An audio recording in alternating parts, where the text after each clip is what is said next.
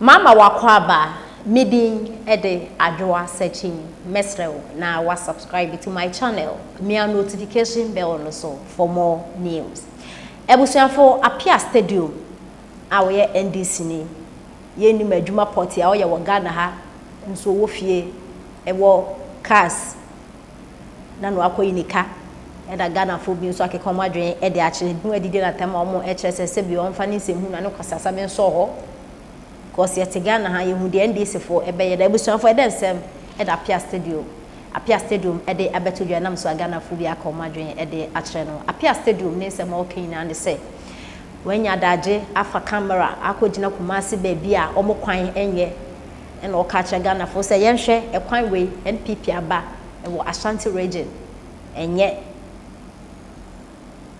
omo NPP fo ntumi ye ntino minim or say NPP fo akire Ghana fo se ne be ya 2024 ye beto aba no ede ama na busuafo mo de meka senche ne yehwe video no na yensan so emra embeti nsem Ghana fo bi ede aba no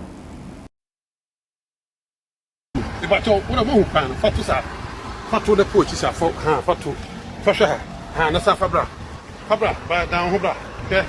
Obviously, for here, and there Thursday, and then is a hospital, Nati, school Kessie, Maria Montezoro, school Ghana, Kwasia Nyansa, Fort Brona Makubi. I was going to say, by election, my auntie, a bang, Kumasi drain, I 7 amwa sticker. Sticker in Shiasu MP, Dr. Richard Annan in the hospital. Now, we are J. Kufudi president, one and a minister for road. Dr. Richard Annan, one a road minister, no be a minister. When Timia Anye, MPP Kona, no Dr. Richard Annan. Brave, a did 3 days in Swato, you depend to me for her. That photos of her, photos of her. I was a former here. Who was in free you?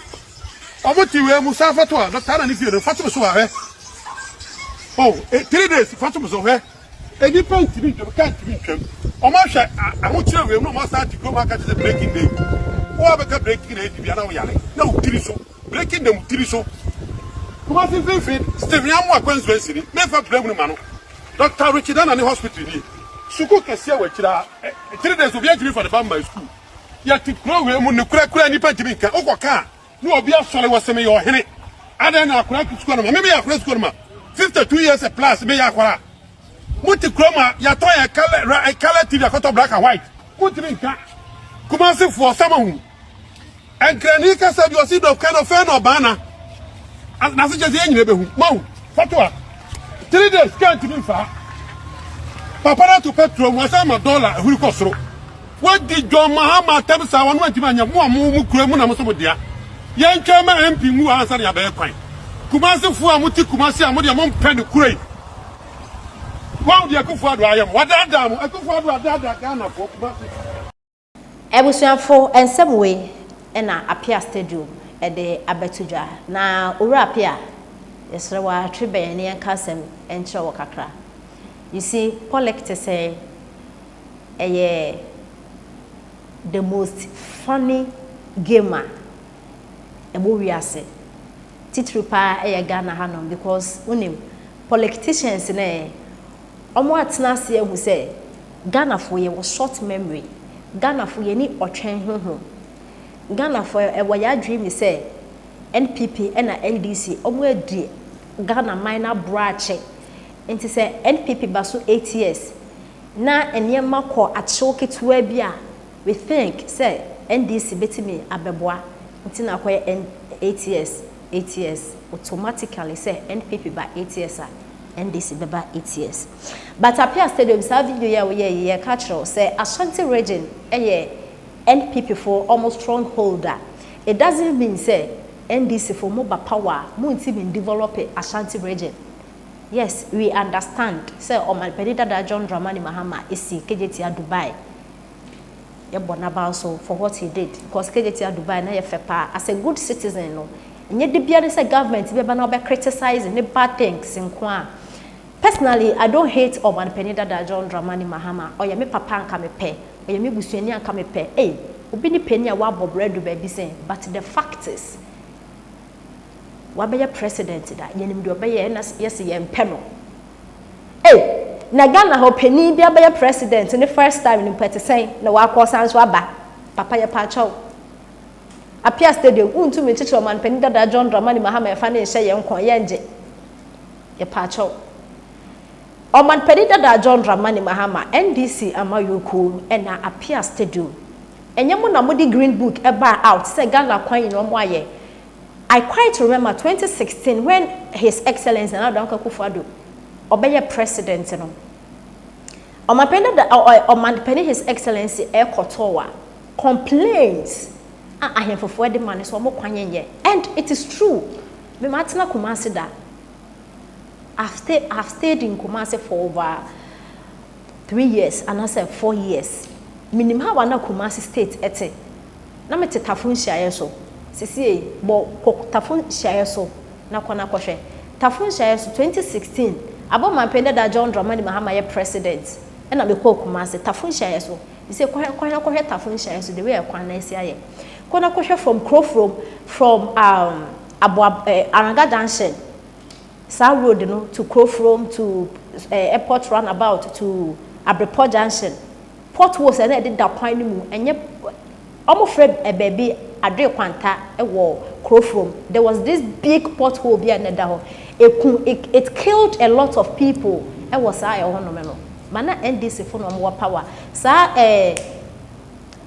Crofrom market na omo aye no mo agya no ukọ kakra ko wani bu kakra sa ukọ so airport roundabout na port was be down na ekuni papa. But 2016 NDC fo wa bemu ada Ashanti region NPP obo stronghold into no NDC fo mo ba mo nya ho hwe akwan no mo ye Appiah Stadium ye pa chaw NDC fo mo ye green book na mo ye no o man penda da John Dramani Mahama fi abem 8 years ani mu ntumi kan cha ye say motorway owura kwame nkroma na o ye motorway da so wo ho mu ntumi kan cha ye say 8 years pen akwan na mo ye o green book na tutu ene na ese say mo no wode mo court no prosecute no because mo shiga mesika nyan PP fo nko enyan NDC fo nko NPP fo so ka ho NPP fo buy kejetia Dubai na o man pedi dada John Dramani Mahama baye no nanim from kejetia roundabout wo eba bese from Swam roundabout eba kejetia roundabout ebese afa Dubai market nanim ho esanso akwa another roundabout na wo be a otumfo ni state onisi no sa ekwan no NPP fo mo buy mo ye within 2 months me kofa o na ekwan na asanso etutu and then na Ghana fo pen mu din abrosa nti se mu yem na mo ya ade papa ba akopɛ na forever na aye den ade Ghana fo pen fo ade. We are not asking much from you people.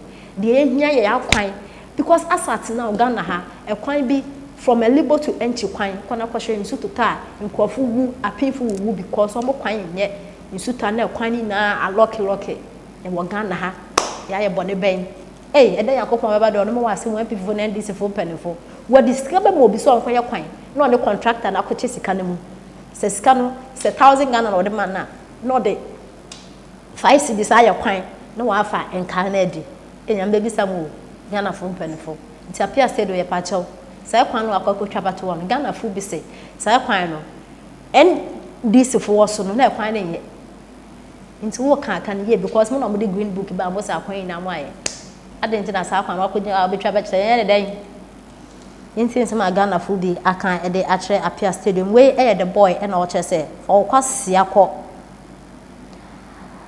Your God Mahama said in his green book that he has fixed all roads in the country and when so pokia and said this guy is mad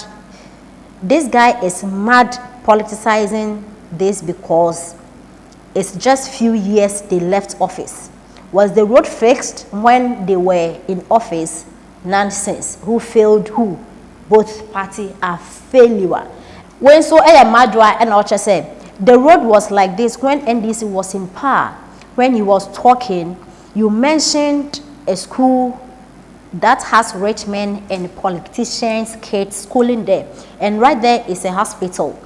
So suppose we don't have any president in the country, can the school owner, the hospital owner and other well-to-do in sama architecture ye ken dani say into school who Appiah Stadium waka sanosu school na hospital wo ho a politicians in back school nti won tumi ye kwan na bibia aban ntia ne Ghana for reply when nom de ama Appiah stadium e wa bra odi ne sem e betuya